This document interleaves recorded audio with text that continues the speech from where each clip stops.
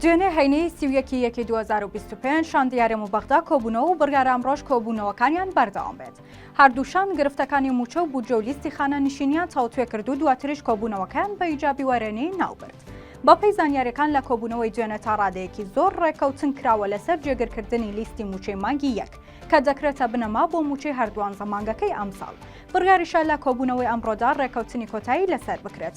ئەمە جگە لە جێگیرکردنی ڕادەستکردنی 150 داهاتی فیدراڵیەکانی هەرێمە.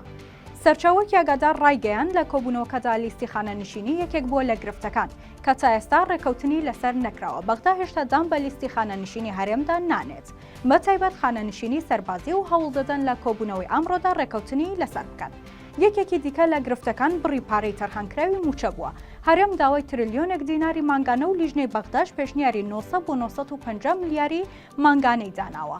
بەڵام تەیفسامی وەزیری دارایی عێراق بەو بڕا ڕازی نییە. تەیفسامی موچەی هێزە ئەمنیەکان و پێشمەرگەی کردۆتە گرفت و دەڵێت دەبوو موچەی ئەوان لەسەر بەرگری عێراق بووە. سەرچاوەیەکی ناو کۆبوونەوەکەش ڕایگەیاند تەیفسامی هیچ قسەیەکی لەسەر بڕی پارەی تەرخانکراوی موچە نەکردووە.